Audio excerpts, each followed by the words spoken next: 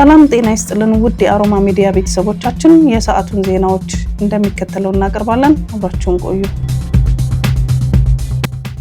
የሊቢያ ጦር ጠቅላይ አዛዥ ጀነራል መሐመድ አሊ አህመድ አልሃዳድ በቱርኪ ዋና ከተማ አንካራ አቅራቢያ በደረሰ የአውሮፕላን አደጋ መሞታቸው ተገለጸ።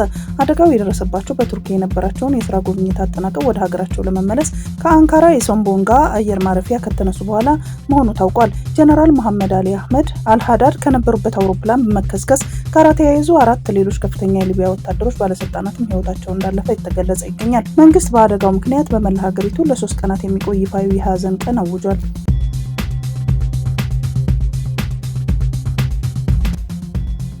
በደቡብ ኢትዮጵያ ክልል ደቡብ ኦሞ ዞን በናጸማይ ወረዳ ድንገት በተከሰተ የእንስሳት በሽታ እስካሁን 47 ከብቶች መሞታቸውን የወረዳው ዋና አስተዳዳሪ አቶ ዮሐንስ ካርሾ ተናግረዋል። ትናንት ማምሻውን በወረዳው ጎልዲያ ቀበሌ በአንድ አካባቢ የተሰማሩ የ6 አርብቶ አደሮች የቤት እንስሳት ከመስክ ወደ ቤት በሚመለሱበት ወቅት አንድ በሬ በአፍና በአፍንጫው አረፋ ደፍቆ ወዲያውን መሞቱንና በአንድ ምሽት ሌሎች 42 ከብቶች ዛሬ ደግሞ 4 በድምሩ 47 ከብቶች መሞታቸውን አስረድተዋል። የበሽታውን ትክክለኛ ምንነት እስካሁን መለየት እንዳልተቻለ የገለጹት ዋና አስተዳዳሪው ከሞቱት ከብቶች ናሙና ተወስዶ ለምርመራ ጂንካ ወደሚገኘው የምርመራ ማዕከል መላኩንም አስታውቀዋል። ዝንቦቹ በሞቱት ከብቶች አረፋ ላይ ሲያርፉ መርዝ ላይ የተቀመጡ ይመስል ወዲያውኑ ይሞታሉ ያሉት ዋና አስተዳዳሪው አቶ ዮሐንስ ከሞቱ ከብቶች ጋራ ንክኪ የነበራቸው ከብቶች ከሌሎች ጋራ እንዳይቀላቀሉ እየተደረገ መሆኑን ከዞኑ ከክልል ባለድርሻ አካላት ጋራ ችግሩን የመቆጣጠር ስራ እየተሰራ መሆኑን ገልጸዋል።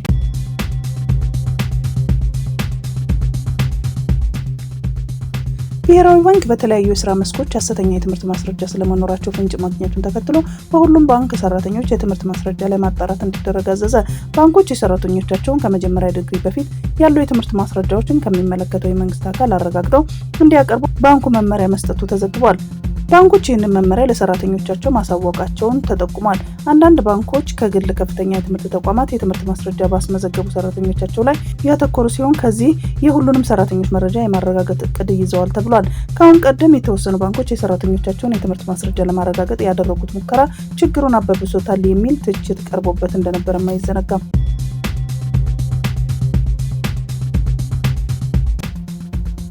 ቻይና በታይዋን ላይ ወታደራዊ ጥቃት የምትሰነዝር ከሆነ ሩሲያ የአውሮፓን ትኩረት ለመከፋፈል ልትሞክር ትችላለች ሲል ኔቶ አስጠነቀቀ።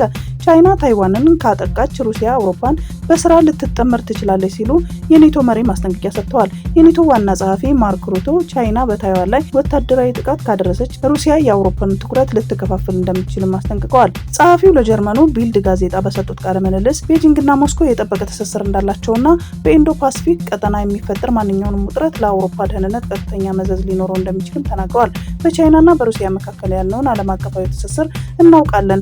ቻይና ታይዋን ላይ አይኗን ጥላለች። ወታደራዊ እርምጃም ከወሰደች ሩሲያ እዚህ አውሮፓ ውስጥ እኛም በስራ እንድታጠምደን ጫና ታደርግባታለች ብዬ አምናለሁ ብለዋል። ከዚህም አንጻር ኔቶ የመከላከል አቅሙን በአስቸኳይ ማጠናከር እንዳለበት ገልጸው ሞስኮ አሁን ከፍተኛ ኪሳራዎችን ለመቀበል ዝግጁ መሆኗን አንስተዋል። ለዚህ ምክንያቱ ደግሞ ፑቲን ናቸው ያሉት ጸሐፊው እርሳቸው 1.1 ሚሊዮን የሚሆነውን የገዛ ህዝባቸውን ለመሰዋት ዝግጁ ናቸው። በዚህ ዓመትም ያገኙት ውጤት በጣም አነስተኛ ነው። ከዓመቱ መጀመሪያ ጋር ሲነጻጸር የተቆጣጠሩት የዩክሬን ግዛት ከ1 በመቶ ያነሰ ነው ሲሉም አክለዋል። ሊደረጉ ስለሚችሉ የወታደራዊ መዋጮዎች ውይይቶች እየተካሄዱ መሆኑን አረጋግጠው በርካታ የአውሮፓ ሀገራት አስፈላጊ ሆኖ ከተገኘ ወታደሮችን ለማምጣት ፈቃደኛ መሆናቸውን ገልጸዋል። ሩቶ ዋሽንግተን ከአውሮፓ ጋር ያላትን ግንኙነት ልታቋርጥ ትችላለች የሚለውን ግምት ውድቅ በማድረግ የአሜሪካ ፕሬዝዳንት ዶናልድ ትራምፕ ሚና ወድሰዋል። ትራምፕ ለዚህ ጉዳይ ፍጹም ቁርጠኛ መሆናቸውን መናገር አለብኝ፣ ትኩረታቸውን ይህን ጦርነት ማስቆም ላይ ነው። ፑቲን ወደ ድርድሩ ጠረጴዛ ማምጣት የቻሉት ብቸኛ ሰው እርሳቸው ናቸው። በመጨረሻም ሰላም እንዲያወርዱ ሊያስገድዷቸው የሚችሉት እርሳቸው ብቻ ናቸው ሲሉ አጽንኦት ሰጥተዋል። የ7 ዓመቱ ህፃን ሀበን ካሱ በአዲስ አበባ ሰሚት 30 ሜትር አካባቢ እሁድ ታህሳስ 5 ቀን 2018 ዓ.ም ከቤት እንደወጣ ለመመለሱን ተከትሎ ቤተሰቦቹ ከተለያዩ ማህበራዊ ሚዲያ የአፋልጉኝ ተማጽኖዎችን ሲያቀርቡ እንደነበር ይታወቃል። ከቤት እንደወጣ ሳይመለስ የቀረው ህፃን ሀቡን ካሱ ተገሎ መገኘቱን ለቤተሰቦቹ ቅርብ ከሆነ ምንጭ አረጋግጧል። ፖሊስ የህፃኑን መገደል ለቤተሰቦቹ ያረዳ ሲሆን ቤተሰቦቹ ለአስክሬን ምርመራ በሆስፒታል ይገኝ የነበረውን አስክሬን በመረከም ስርዓተ ቀብሩ ፈጽመዋል። ስርዓተ ቀብሩ ከቀኑ 8:30 ሰሚት በሚገኘው ቅዱስ ጊዮርጊስ ቤተክርስቲያን ተፈጽሟል። ህፃን ሀበንን የገደሉ ተጠርጣሪ በቁጥጥር ስር መዋሉን የገለጸ ሲሆን ህፃኑን በመግደል የቀበረበትን ስፍራ በመምራት አሳይቷል። የህፃን ሀበን አስክሬን ተገሎ የተገኘው በየካ ጫካ ውስጥ መሆኑን ተናግሯል። ተጠርጣሪ ህፃኑ ቀደም ብሎ ገሎት ለቤተሰቦቹ በመደወል በገንዘብ ሲደራደር ነበር ተብሏል። ፖሊስ ወንጀሉን የፈጸመው ግለሰብ በመያዝ በጉዳዩ ላይ ተጨማሪ ምርመራ እያደረገም እንደሚገኝም ተገልጿል።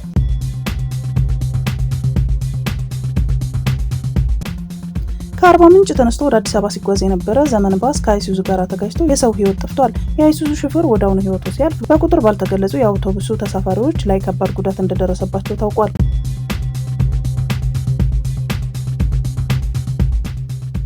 በወልዲያ ከተማ የኤችአይቪ ኤድስ ቫይረስ ስርጭት እየጨመረ መምጣቱን ትኩረት የሚሻ ጉዳይ መሆኑን የወልዲያ ከተማ አስተዳደር ጤና መምሪያ አስታውቋል። የመምሪያው የኤችአይቪ ዘርፍ ብዙ ምላሽ አስተባባሪ አቶ ሰይድ ኢማም እንደተናገሩት በከተማዋ የኤችአይቪ ኤድስ ቫይረስ ስርጭት እየጨመረ ይገኛል። በአመራር በኩል ለጉዳዩ በቂ ትኩረት አለመስጠት፣ ስለ በሽታው ለማህበረሰቡ ይሰጡ የነበሩ የግንዛቤ ስራዎች መቀዝቀዝና በወሲብ ስራ የተሰማሩ ሴቶች ከሌላ ቦታ ወደ ሌላ ከተማ በመምጣት የበሽታውን ስርጭት ከፍተኛ እንዲሆን ካደረጉ ምክንያቶች ውስጥ ይጠቀሳሉ ብለዋል። ከሐምሌ እስከ ህዳር 2018 ዓ.ም ድረስ ባሉ 5 ወራት ውስጥ 13515 ሰዎች ተመርምረው 112 ሰዎች የኤችአይቪ ኤድስ ቫይረስ በደማቸው ተገኝቶባቸዋል። በበጀት ዓመቱ 6171 አዋቂና 96 ህጻናት በጥቅሉ 6267 ሰዎች መድኃኒት የሚወስዱ መኖራቸውን አቶ ሰይድ ጨምረው ገልጸዋል። የጤናው መምሪያ ለጉዳዩ መፍትሄ ለማምጣት የኤችአይቪ ኤድስ ቫይረስ ስርጭት ለመከላከልና ቁጥጥር ላይ ያተኮረ ምክክር ከሚመለከታቸው አካላት ጋር አካሂዷል። ስርጭቱን ለመቆጣጠር በወሲብ ንግድ ሰራተኞች፣ የሁለተኛ ደረጃ ትምህርት ቤቶችና ኮሌጆች ላይ ትኩረት በማድረግ የአቻላቸው ውይይት እየተካሄደም እንደሚገኝም ተገልጿል።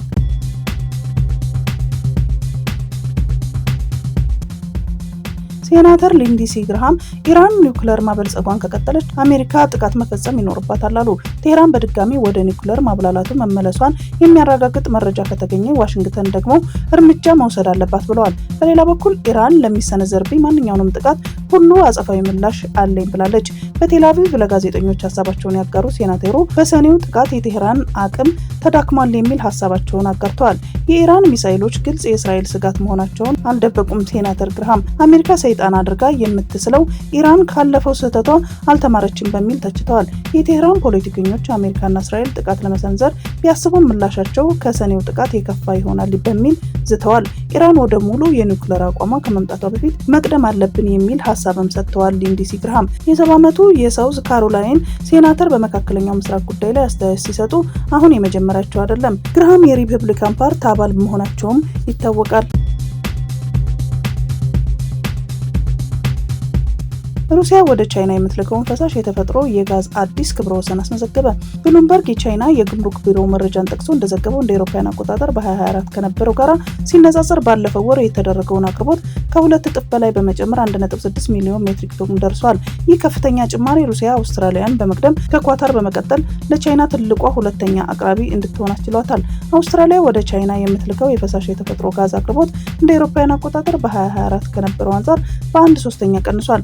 በቻይናና በአሜሪካ መካከል ባለው የንግድ ፍጥጫና በዝቅተኛ ፍላጎት ምክንያት ለረጅም ጊዜ ተቋርጦ የነበረው የጋዝ ግዢ ቻይና በነሐሴ ወር በሩቅ ምስራቋ ቢሃይ ተርሚናል በኩል ከሩሲያ አርክቲክ ፈሳሽ የተፈጥሮ ጋዝ 2 ጣቢያ ጋዝ ማስገባት መጀመሯን ዳግም ሊያንሰራራ ችሏል። የአውሮፓ ህብረት እንደ አውሮፓውያን አቆጣጠር እስከ 2027 ድረስ ሁሉንም የሩሲያ ጋዝ ግዢ ለማቆም ያሳለፈውን ውሳኔ ተከትሎ ሩሲያ ወደ ቻይና የምትልከውን የፈሳሽ የተፈጥሮ ጋዝ መጠን በከፍተኛ ሁኔታ መጨመሩን የምዕራባውያን ማዕቀብ ተቃራኒ ውጤት እያመጣ መሆኑን የሩሲያ የውጭ ንግድ ያለምንም ከልካይ መቀጠሉን ያሳያል ሲል ስፑትኒክ አስነብቧል።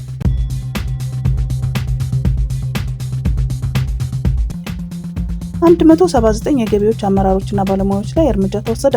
በአዲስ አበባ ገቢዎች ቢሮ ባለፉት 5 ወራት ለግብር ከፋዮች ተገቢውን አገልግሎት ባለመስጠት ኃላፊነታቸውን ባልተወጡ 179 አመራሮችና ባለሙያዎች ላይ የዲሲፕሊን እርምጃ መውሰዱ ተገለጸ። የቢሮ ሞደርናይዜሽን ዘርፍ በበጀት ዓመቱ 5 ወራት ውስጥ በ179 ሰራተኞች ላይ የዲሲፕሊን እርምጃ መውሰዱን ገልጿል። በቢሮ የሞደርናይዜሽን ዘርፍ ምክትል ቢሮ ኃላፊ አቶ መሐመድ አብዱራህማን በእቅድ አፈጻጸሙ ውይይት በበጀት ዓመቱ የተሰሩ ስራዎች፣ ያጋጠሙ ችግሮችና የተወሰዱ መፍትሄዎች እንዲሁም የቀጣይ የትኩረት አቅጣጫ አስቀምጠዋል። አያይዘውም ከዋና መስሪያ ቤት አንስቶ በሁሉም ቅርንጫፎች እና ወረዳዎች ጽሕፈት ቤቶች በሌብነትና ብልሹ አሰራር፣ ከአገልግሎት አሰጣጥ፣ ከስነ ምግባር አኳያ ክትትልና ድጋፍ፣ በሰርቪላንስ ካሜራ፣ በምስል ተገልጋይና በእቅድ አፈጻጸም ዙሪያ ተደርጓልን ብለዋል። በዚህም ኃላፊነታቸውን በአግባቡ ተወጥተው ባልተገኙ 20 አመራሮችና 159 ፈጻሚዎች ላይ የዲሲፕሊን እርምጃ መውሰዱን ገልጿል። አክለውም በቀጣይ የክትትል ድጋፍ ስራውን የሚቀጥል መሆኑን ጠቁሞ በአገልግሎት አሰጣጥ፣ በሃርሞናይዜሽን፣ በቲን ቁጥር አሰጣጥ፣ በኢ-ፋይል እና በኢ-ፔመንት፣ በመዝጊያ ክሊራንስ እንዲሁም በመማክርት ጉባኤ ውይይት የተጠናከረ ስራዎችን በመስራት ተጨባሪ ለውጥ ማምጣት እንደሚገባ አሳስበዋል። የቢሮው ጽህፈት ቤት ኃላፊ አቶ አዳነ ሱሴ በበኩላቸው የሚሰጡትን አገልግሎቶች የጥራት ደረጃ በማሳደግ ገቢን በፍትሃዊነት መሰብሰብ ይገባል ብለዋል። አያይዘው የከተማዋን የትኩረት ነጥቦች የጋራ እውቀት በማድረግ አገልግሎት ጠያቂው ካለምንም እንግልት አገልግሎት የሚያገኝበትን ምቹ ሁኔታ መፍጠር በየደረጃው ያለ አመራር ኃላፊነት መሆኑን አስገንዝበዋል። በአማራ ክልል በሰሜን ሸዋ ዞን ቀወት ወረዳ የወረዳ ሚሊሻ ጽህፈት ቤት ኃላፊና የሰላም ደህንነት ጽህፈት ቤት ሾፌር በስራ ላይ ያሉ መገደላቸውን የወረዳው ኮሚኒኬሽን ጽህፈት ቤት አስታወቀ። የወረዳው አስተዳደር ባወጣው መግለጫ እንዳመለከተው ጥቃቱ የተፈጸመው የሚሊሻ ጽህፈት ቤት ኃላፊው አቶ መሐመድ ሰይድና የሰላምና ደህንነት ጽህፈት ቤት ሾፌር አቶ አስቻለው ዘውዴ የሰላም ማስከበር ተልዕኮ ላይ በነበሩበት ወቅት ነው። ጽህፈት ቤቱ ለሟቾች ቤተሰቦችና ለወላጆች ዘመዶቻቸው መጽናናት እየተመኘ ሲሆን ኃላፊዎቹ ለአማራ ህዝብ ሲሉ በጀግንነት ህይወታቸውን ሰጥተዋል ብለዋል። የወረዳው አስተዳደር ጥቃቱን የፈጸሙት አካላት ሰላም ጠል ኃይሎች ሲል የገለጻቸው ሲሆን እነዚህ አካላት በህብረተሰቡ ሰላምና ደህንነት ላይ አደጋ እየደቀኑ መሆኑን በመግለጫው ኮንነዋል። የመከላከያ ሰራዊትና የክልሉ የጸጥታ አካላት ጥምር ጦር ድርጊቱን ፈጽመዋል የተባሉት አካላት ለህግ ለማቅረብ እየሰሩ መሆኑን የገለጸው የወረዳው መግለጫ ህብረተሰቡን ከጸጥታ አካላት ጎን በመቆም የተለመደውን ትብብር እንዲያደርግም ጥሪ አቅርበዋል።